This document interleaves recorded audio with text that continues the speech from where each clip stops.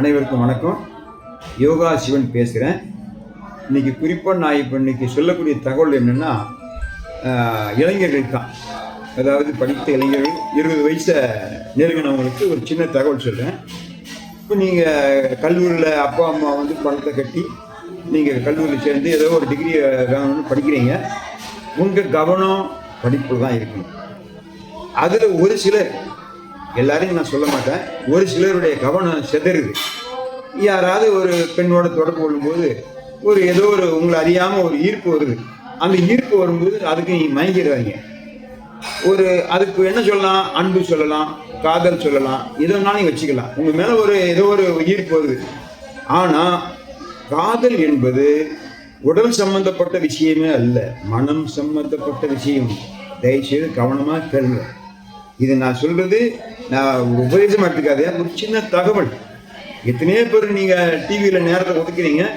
இந்த நேரத்தை ஒதுக்கும்போது உங்களுக்கு பயனுள்ள குறிப்பை சொல்றதுக்கு எனக்கு மனசில் தோணுச்சு. ஏன்னா எனக்கு வயசு 73. நான் பல நிலையை கடந்து நான் வந்துடுறேன். ஒரு அனுபவசாலி சொன்னால் நீங்கள் எடுத்துக்கலாம்ல. அந்த விஷயத்தில் உங்கள் அண்ணனாவோ இல்லை அப்பாவோ தாத்தாவோ எப்படின்னா நீங்கள் எடுத்துக்கலாம்.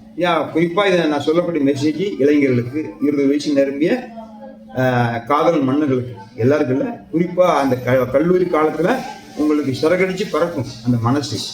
அப்போ ஏதோ ஒரு பெண்ணை நீங்கள் ஃபாலோ பண்ணுறீங்க. அந்த பெண்ணுக்கு உங்களை பிடிக்கல, ஏதோ ஒன்று சொல்லுது, திரும்ப திரும்ப போய் தொல்லை பண்ணுறீங்க. அப்போ உங்கள் மனசில் ஆசையை வளர்த்துக்கிட்டீங்க. அந்த அந்த பெண்ணோட மனசுல நீங்கள் போல. அப்போ நீங்கள் வலுக்கட்டாயமாக என்ன பண்ணுறீங்க? காதலை திணிக்கிறீங்க. அது மாதிரி ஏற்றுக்க முடியுமா? முடியாது இல்லை. இப்போ இதே உங்களுக்கு அழகில்லாத ஒரு பெண் உங்களை நெருங்கும் போது நீங்கள் உதவிட்டு போயிருவீங்கல்ல, அது மாதிரி அவங்க இருப்பாங்க. நீங்கள் அழகாக இருந்தால் கூட அவங்க மன ரீதியாக அவங்களுக்கு ஏதோ உங்களை பிடிக்கல. நீங்கள் அழகாக இருக்கலாம், உங்கள் மனசு இவ்வளோ வேகமாக லவ் சொல்கிறானே அப்படின்னு ஏதோ கூச்சப்பட்டு அவங்க பெற்றோருக்கு பயந்து இருக்கலாம். அதுக்கு தயவு செஞ்சு நீங்கள் இடம் கொடுக்காதீங்க. இதை ஒரு பெரிய உங்களுக்கு ஒரு சார்ஜீட்டாக ஒரு குற்றமாக அவங்களுக்கு சொல்லலை. நீங்கள் இதை பார்க்குறவங்களுக்கு கொஞ்சம் பயனுள்ளதாக இருக்குன்னு சொல்லுவேன். தயவுசெய்து நான் கண்கூட பார்க்குறேன், அன்றாட நிகழ்ச்சிகளை பார்க்குறேன். காதல் என்பது பொதுவான விஷயம், எல்லாருக்கும் விஷயம். அது டி ராஜேந்தர் சொல்வார்ல, அந்த பாட்டுக்குள்ளே எல்லாம் விஷயம் இருக்கு. கிணற்றுக்குள் வாழும் தவளையை போலே மனதுக்குள்ளாடும் ஆசைகள் கோடி, கண்கெட்ட பின்னே சூரிய உதயம் எந்த பக்கமானால். அந்த வார்த்தையை யோசனை பண்ணீங்கன்னா ஒருதலை காதல் பண்ணக்கூடாது. ஒருதலை ராகம் பண்ண என்ன ஆகும்?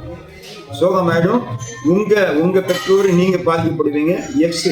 அந்த பெண்ணை தேடி நீங்க ஓடுனீங்கள, அந்த குழந்தையும் அந்த பெற்றோரும் பாதிப்படுவாங்க. 2 குடும்பம் நல்லா இருக்குன்னா நீங்க மனநிலை சரியா வச்சிருங்க. இவ்வளவு நேரம் செவிச்சாய்த்த உள்ளங்களுக்கு நன்றி, வணக்கம். யோகா சிவன்.